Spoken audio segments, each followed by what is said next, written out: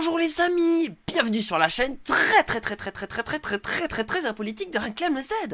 Alors aujourd'hui, on va parler de ces NJW qui veulent endoctriner nos enfants en leur donnant des cours d'histoire.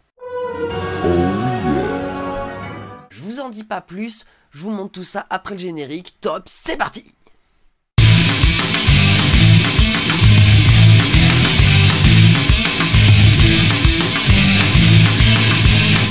Alors, aujourd'hui, on va parler de la chaîne YouTube Je révise avec toi. Donc une chaîne YouTube qui propose de résumer des chapitres d'histoire pour aider les enfants dans leur révision sur l'histoire-géographie. Je révise avec toi, c'est comme un grand frère qui décide d'accompagner son petit frère pour l'aider à mieux connaître l'histoire de son pays. Charlemagne fut un grand empereur. Régner sur les Francs ne lui suffisait aucunement. C'est l'histoire qui nous rassemble. Une nouvelle fois, Bonaparte triomphe de ses adversaires. Et il se trouve que dans ces résumés, il y a pas mal d'erreurs ou des choses qui sont un peu, on va dire un récit qui est un peu orienté plutôt à droite, même très à droite par moment. Donc ici je vous présente un premier thread qui revient sur la vidéo sur les croisades. Alors je vais pas vous le lire, hein, je vous le mets en description, vous irez le lire si vous voulez. C'est rédigé quand même par Florian Besson. C'est un universitaire, historien, médiéviste. Donc quand il parle de croisade, a priori, il sait de quoi il parle. Bref, donc si vous voulez le lire, vous irez le lire. Aujourd'hui, on va s'intéresser plutôt à une vidéo sur la Seconde Guerre mondiale. Et après, dans une seconde partie, on s'intéressera un peu plus à qui c'est qui tient cette chaîne YouTube. Alors cette chaîne n'offre pas juste une vision politique de droite. Elle émarge un révisionnisme radical tout droit venu de la nouvelle droite. Nous sommes en pleine guerre culturelle voulue par un Alain de Benoist. Alors Alain de Benoist, j'en ai pas encore parlé sur ma chaîne. Bon ouais, c'est un gars qui a monté ou milité, je sais plus, dans un mouvement qui s'appelle la Nouvelle Droite, un mouvement nationaliste, identitaire. Il a soutenu Génération Identitaire. Il a même un jour aussi justifié les tendances pédophiles d'un ami à lui il y a quelques années. Ça, je pourrais aussi faire une vidéo pour revenir sur le sujet. Et voilà, Alain de Benoist, c'est quand même un gars qui a un sacré CV de gars pas net du tout, quoi. Gars très de droite aussi, du coup, un nationaliste évidemment. Alors, la vidéo sur la Seconde Guerre mondiale est stupéfiante. L'accumulation de ce qu'on peine à désigner comme des erreurs, tant elles vont toutes dans la même direction, édulcoration radicale des responsabilités allemandes et des crimes nazis, pointe vers une réelle volonté politique. N'importe quoi et perversité s'y conjuguent. La responsabilité écrasante du régime nazi dans le déclenchement de la guerre est tue au profit des seules conséquences de la sortie de la Première Guerre mondiale. Rien n'est dit de la nature du nazisme, à part que le fait que ce soit un régime autoritaire, mais bon... C'est un peu pauvre pour expliquer ce qu'est le régime nazi quand même. C'était pas juste un régime autoritaire lambda.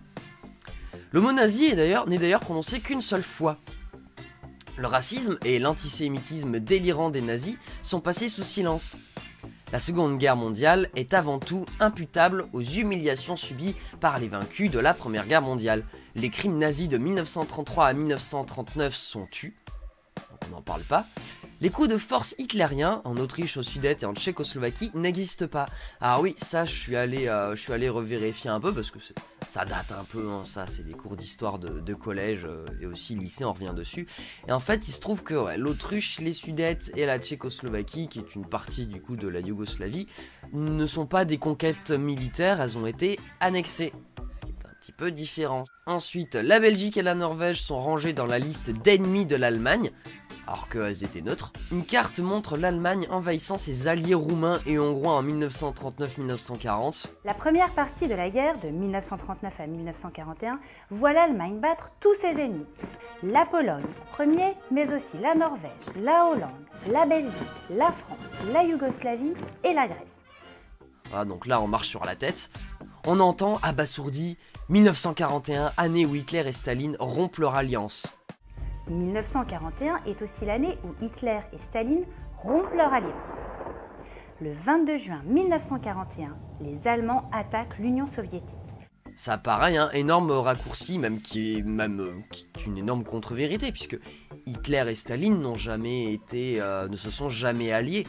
Ils ont juste signé un pacte de non-agression, et qui a été rompu quand Hitler a lancé ses troupes en URSS. Voilà, mais il n'y a pas eu d'alliance, juste un accord disant on se fait pas la guerre. C'est quand même pas pareil, c'était pas des copains-copains quoi. Toute la vidéo martèle par non-dit, forme passive, vague et insinuation, l'équivalence criminelle entre les États-Unis, l'Union soviétique et l'Allemagne nazie. Ce qui a caractérisé le plus l'horreur de cette guerre, ce sont des violences encore jamais vues dans l'histoire contre les populations civiles.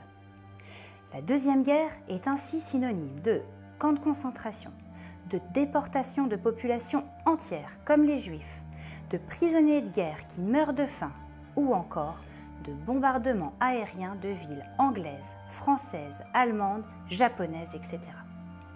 En France, par exemple, la ville de Caen, en Normandie, est détruite à 90% par les bombardements américains. Enfin, c'est la première utilisation de la terrible bombe atomique contre le Japon à Hiroshima et Nagasaki les 6 et 9 août 1945. La guerre, grosse malheur en résumé. Vous pouvez constater, ça parle des États-Unis, mais ça parle pas trop de ce qu'ont fait spécifiquement les nazis, ou en tout cas, on ne dit pas que c'est nommément eux qui ont fait des choses, quoi. En quelques secondes sont mentionnées les violences contre les civils. Sont donc mentionnées violences encore jamais vues contre les populations civiles. Commises par qui? Cela n'est pas dit, sauf pour camps bombardés par les Américains. L'énumération est la suivante: camps de concentration. Qui en est responsable? Quels crimes y furent commis? On ne le saura pas dans cette vidéo.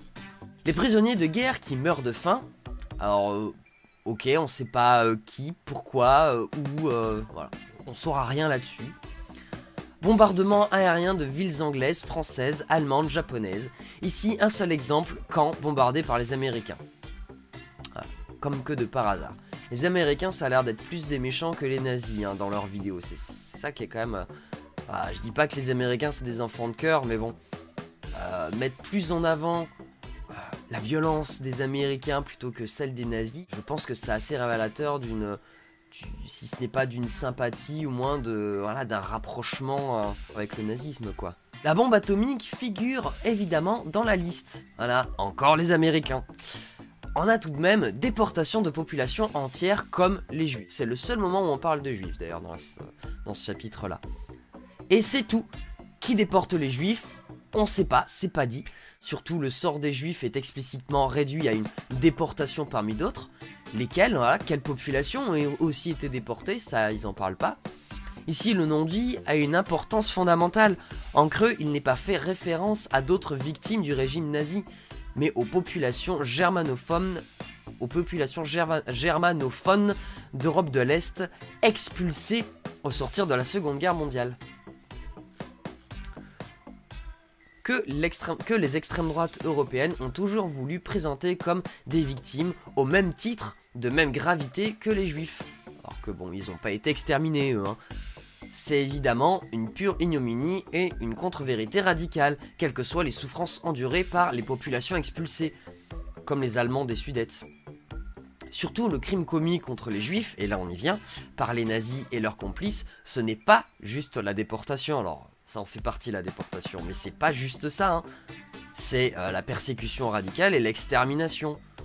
Pour rappel, on faisait des fosses communes où on flinguait les Juifs au bord de la fosse, on les faisait à la chaîne comme ça. Et comme les nazis devenaient complètement... Enfin, les soldats qui faisaient ça devenaient complètement dingos, Heinrich a designé la solution finale. Des camps de concentration et d'extermination. Et ça, c'est venu après. Bref, et ça, ce n'est absolument pas évoqué. C'est même, limite, on dirait que c'est minimisé parce qu'on ne dit pas que c'est les nazis qui ont fait ça. La marche d'après, c'est le négationnisme, les gens. Faut se rendre compte quand même. Ces gens-là essayent de parler à nos enfants quand même. Des nationalistes qui ne connaissent pas l'histoire, en particulier l'histoire de leur propre pays, ça prête à rire, mais quand ceux-ci essayent de parler à nos enfants, c'est quand même moins drôle de suite. Bref, les assassinats par balles des civils juifs à l'Est, voilà, ce que je disais avec les fosses communes notamment, les camions à gaz, sont évidemment passés sous silence. Les Juifs de l'Ouest et du Sud de l'Europe n'ont pas été déportés. Oui, ils étaient déjà au milieu des camps, hein. Ils ont juste été acheminés dans les camps. Hein. Voilà, c'est ce que je dis. Ils ont été acheminés pour être directement assassinés dans des centres de mise à mort industriels, à l'exception d'une faible minorité vouée à l'esclavage concentrationnaire. Oui, et puis d'ailleurs, ceux qui ramassaient les corps dans les camps, c'était aussi des Juifs qu'on avait esclavagisés. Hein. L'assourdissant silence de la vidéo de Je révise avec toi sur le sort réel des Juifs d'Europe, leur extermination par les nazis, est un discours à objectif indiscutablement négationniste. Ah, c'est ce que je disais, la marche d'après c'est le négationnisme. Hein. C'est pas clairement assumé, mais on sent que c'est dessous, quoi. En grattant un peu, on va tomber dessus, quoi. Le choix du non-dit permet de ne pas tomber sous le coup de la loi. La nature perverse et répugnante du discours n'en est pas moins évidente. Compte tenu de la qualité formelle de ces vidéos, et ça, moi j'en ai regardé quelques-unes et c'est vrai que c'est assez bien léché, il y a une belle intro, le décor est joli, la personne qui présente présente bien, elle explique, enfin, si ce qu'elle racontait n'était pas faux, elle expliquerait bien parce qu'elle parle très bien. Donc voilà, compte tenu de la qualité formelle de ces vidéos, donc sur la forme c'est propre, il y a ici évidemment un projet et des moyens. Ah, parce que voilà, c'est là où ça blesse, c'est sur le fond. Hein. La forme, c'est vrai que sur la forme, c'est inattaquable. Il doit être assez facile d'enquêter sur qui soutient un tel projet.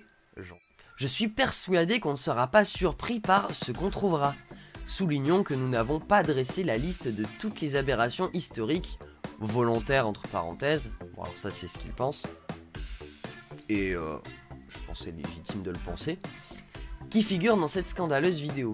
C'est légitime de le penser parce que minimiser à ce point la responsabilité des nazis, ça peut être que volontaire parce que tout le monde sait à quel point les nazis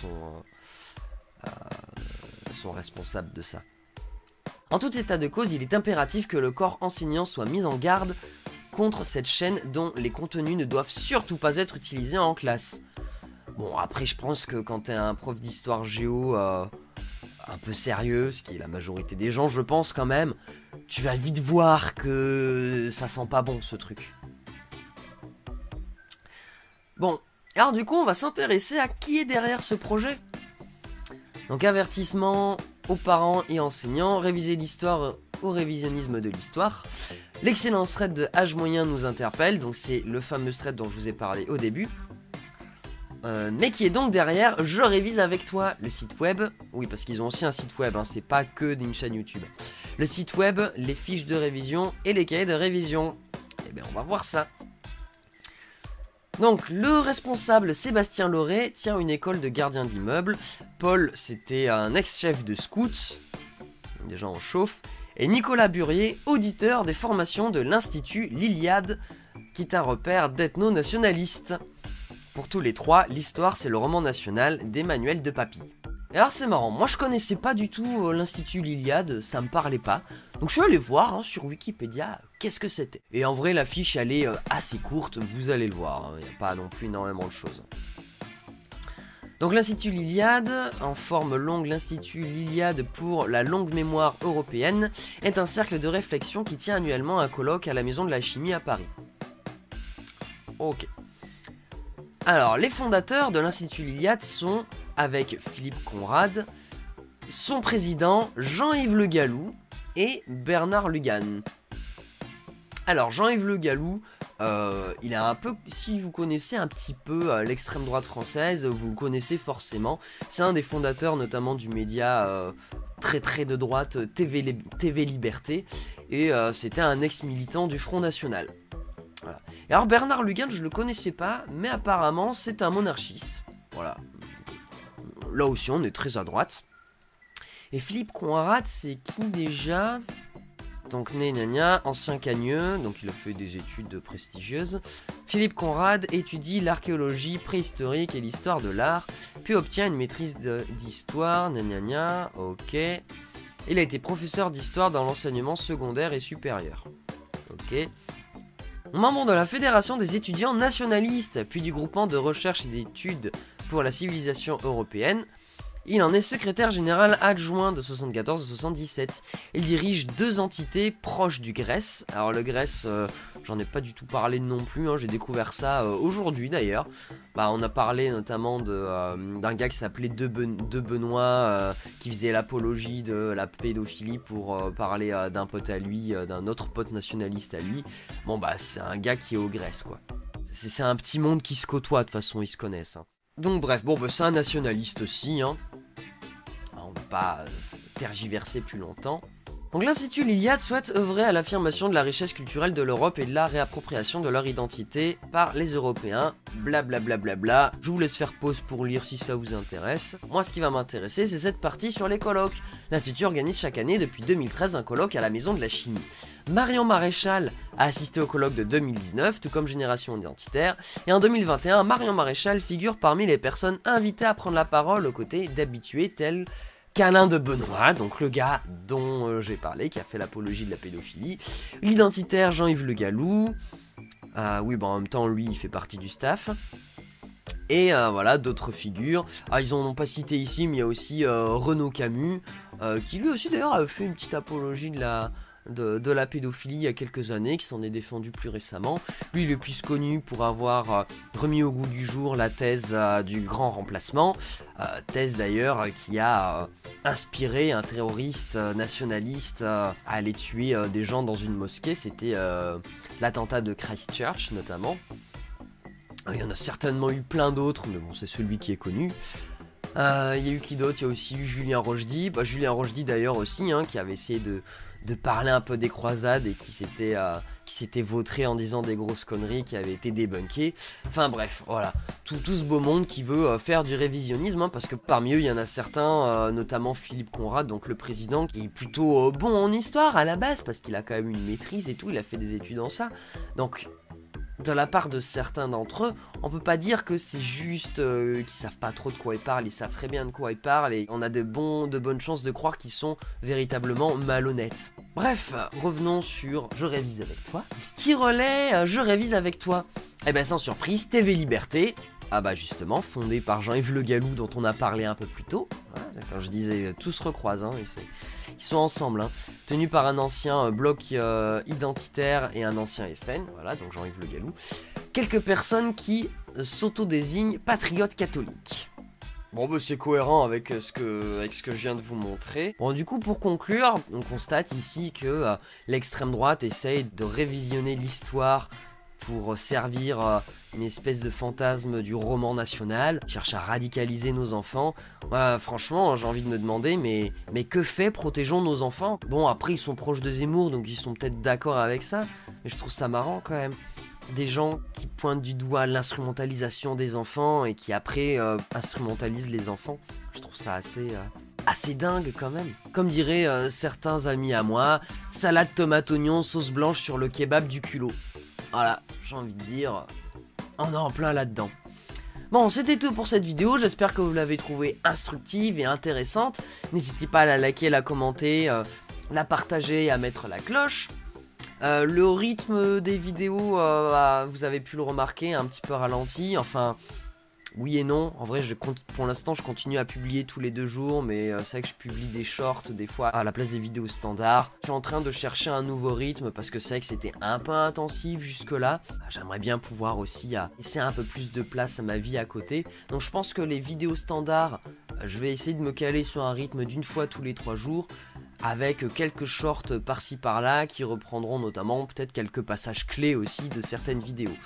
Pour aussi du coup amener les personnes qui voient les shorts à venir regarder les vidéos. Bref, des bisous sur vous et des câlins si consentis. Ciao bye bye, à la prochaine!